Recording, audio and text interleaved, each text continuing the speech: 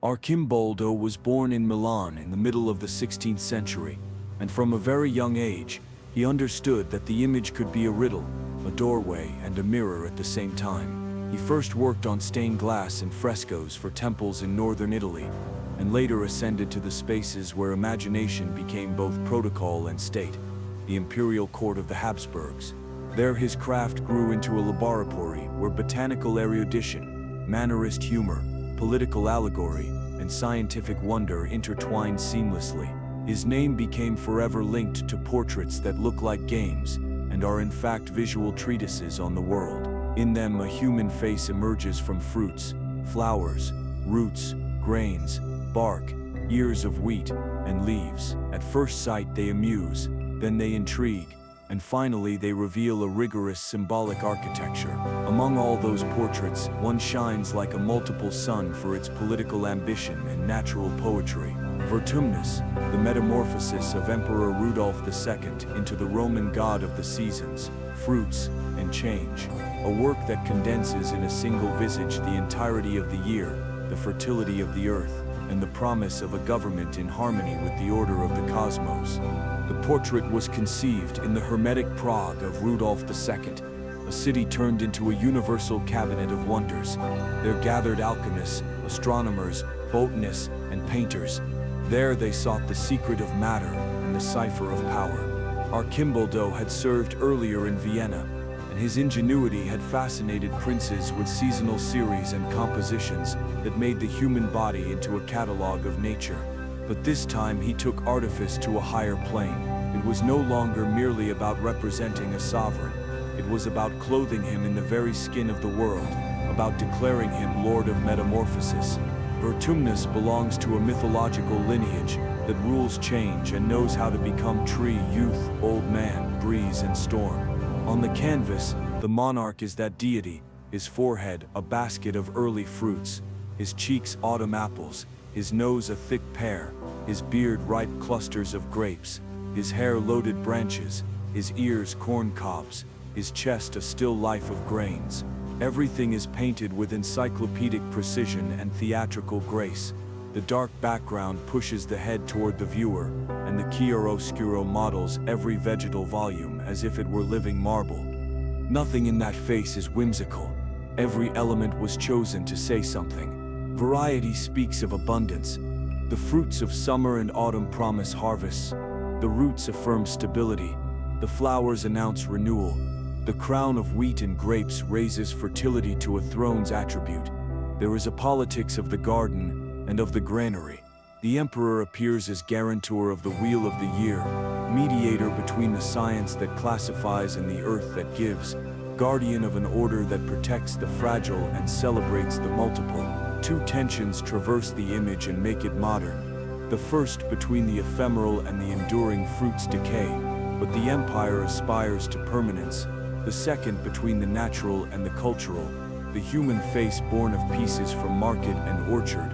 Suddenly we understand that power is made of the same matter that makes bread and wine, that a crown can be a harvest, and that politics without seasons is soulless. Around this portrait beats the biography of an imperial collector who wanted to make the world a cabinet. Rudolph II gathered astronomical clocks, strange minerals, curiosities from overseas, automatons, and bistures. His court was a republic of scholars and also a theater of shadows where astrology conversed with anatomy. Vertumnus grew in that atmosphere. It was born not only as a homage, but as a thesis. The monarch recognizes himself in the god who changes shape, and Arcimboldo molds him as the result of the entire year. The work is not a simple game of wit. It is a state portrait that trusts in the pedagogical power of images. It asks what it means to rule when nature dictates the rhythm and answers that to govern is to order abundance, to favor flourishing, to care for the seed, and to guard the memory of cycles. The history of the painting is also a novel of journeys and lootings. When the 30 Years' War dismantled the library and the collections of Rudolph II, many pieces left as spoils toward the north, among them this portrait, which would end up in Sweden. The canvas is preserved today in Skokloster Castle, by a serene lake, far from Prague, but still surrounded by arms, tapestries, and curiosities that dialogue with its spirit.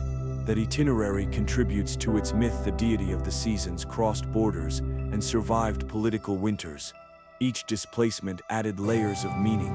The image of an emperor made of fruit became an emblem of power that mutates and endures, and also of culture that migrates and remakes itself, as if the portrait itself were a minor god of transformation.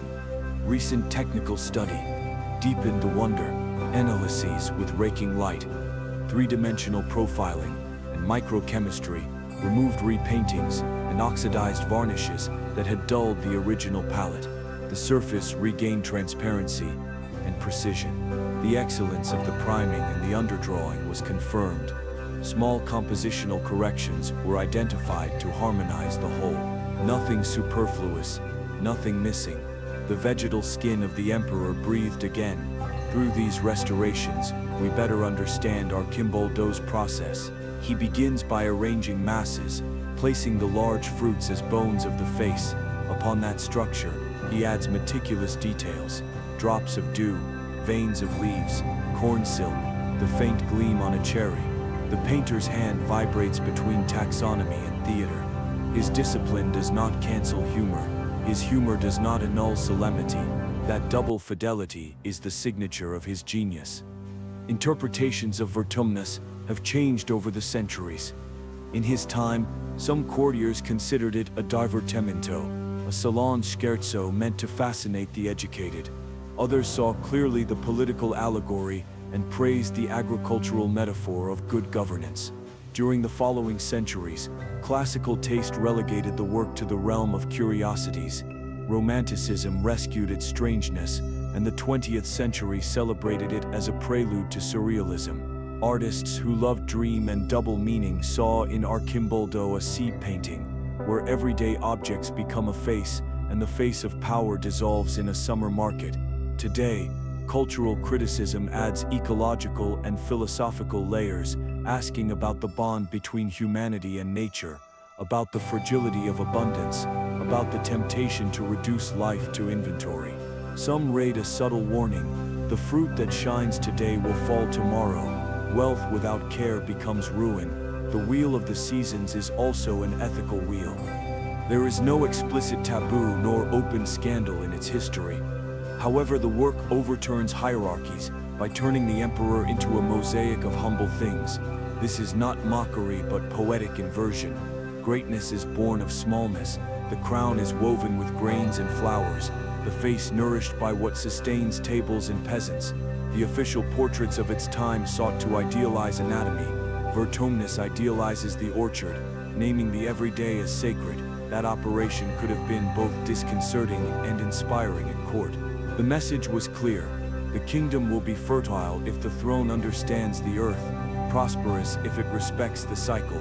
Some scholars suggest that the presence of fruits from diverse origins, some newly known in Europe, alludes to trade routes and the expansion of knowledge.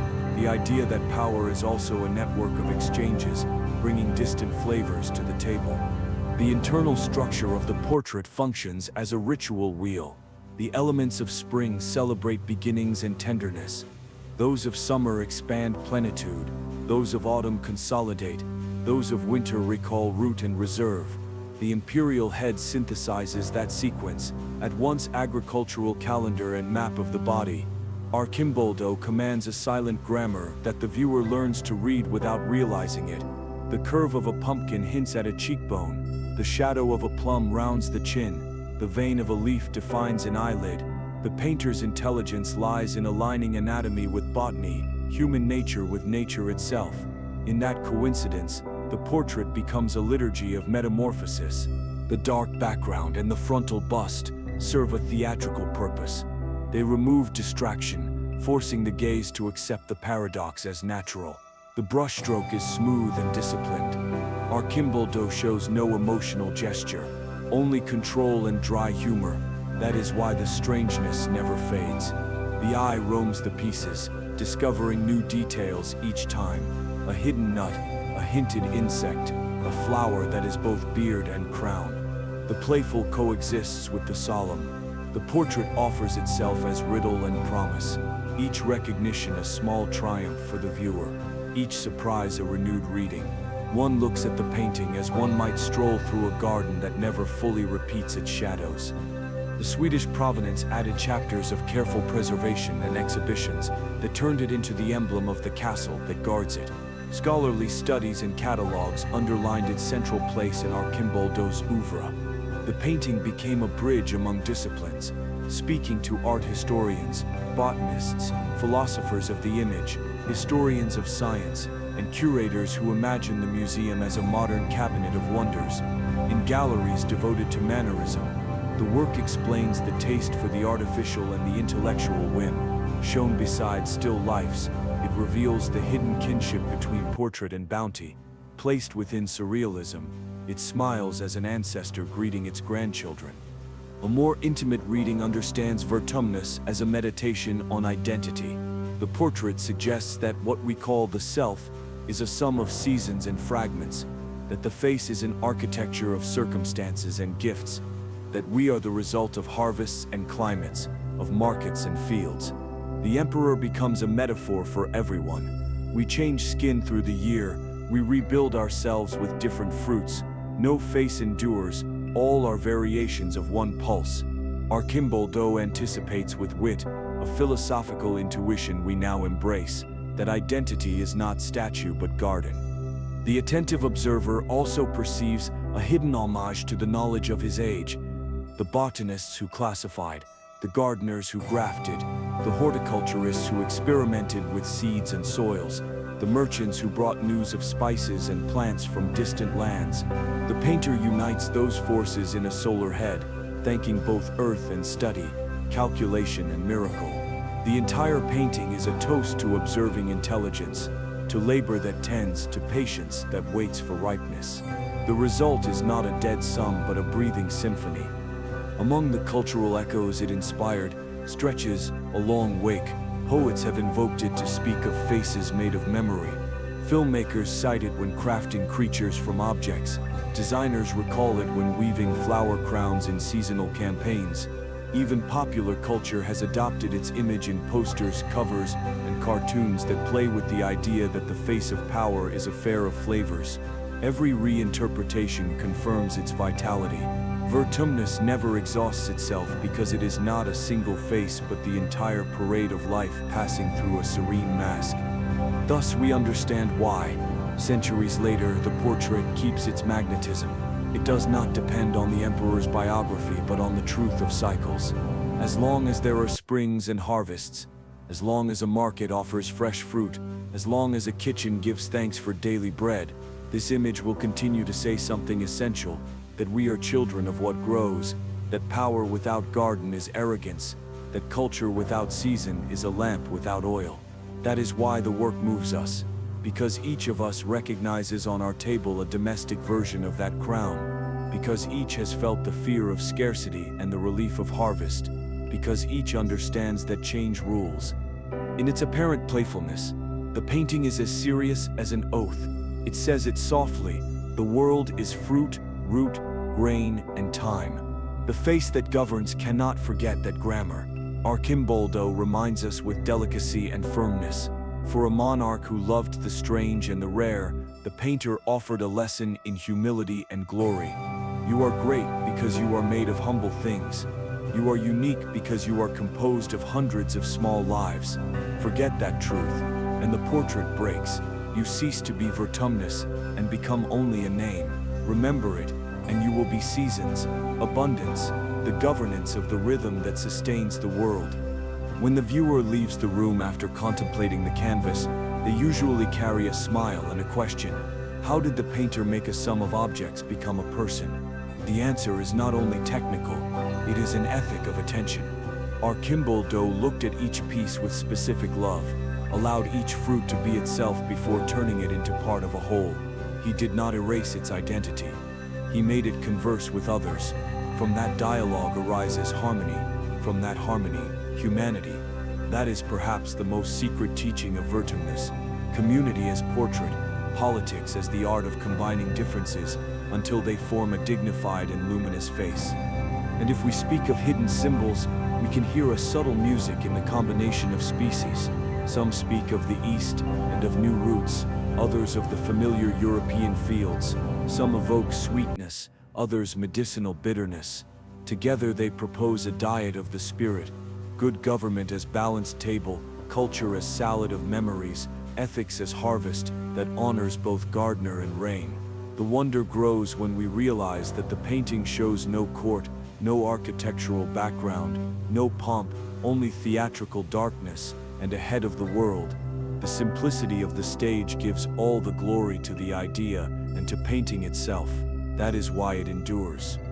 Thus ends this journey through the portrait of the seasons, a work born in a time that made knowledge a celebration and power, an agricultural metaphor, a work that changed hands and kingdoms, but not meaning, for its meaning is older and newer than all kingdoms.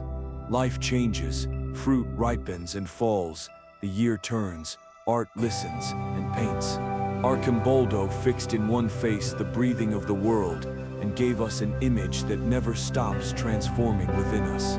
Each time we look at it, the season begins again. Vertumnus is much more than a mannerist extravagance. It is a meditation on power and fragility, an affirmation that the human and natural worlds are not separate realms but mirrors that reflect each other. In every fruit and every leaf that compose the emperor's face beats the conviction that to rule time and seasons is to understand their rhythm and their limit. Arcimboldo, with discreet humor and scientific precision, offers a portrait that both praises and warns. Abundance requires care, fertility demands balance. The order of nature cannot be ruled by decree, it must be honored with respect. In its apparent game, the artist achieved one of the most powerful metaphors of the late Renaissance. Vertumnus shows that every human form is made of the same matter as the earth: apple flesh, peach bone, wheat skin. Within that identification lies a philosophical truth that centuries have not eroded. Humankind is part of nature, not its master. Seen today, the painting anticipates an ecological sensitivity, a reminder that harmony is not dominion, but correspondence. By turning the emperor into a god of fruits, Arcimboldo also turns politics into botanical art. The portrait functions as a moral mirror, where power is measured by its ability to protect what gives life. That is why the work still moves us. Behind its visual wit and technical virtuosity lies a cosmic serenity, a prayer disguised as play. Each season that runs across the face, the flower that heralds, the grain that ripens, the fruit that falls, is a lesson on the eternal cycle and the humility required to understand it. Today, Vertumnus still looks at us with a vegetal smile. Its head made of fruits does not age because it represents what always returns. The rotation of the year, the balance between growth and decline, the promise of rebirth. Its beauty lies not in the portrait of an emperor but in the celebration of life that changes. Arcimboldo made artifice become truth and irony become wisdom. And so, when we leave the room where it hangs, we carry in our minds its silent teaching. Everything we are once blossomed in the earth, and sooner or later will return to it.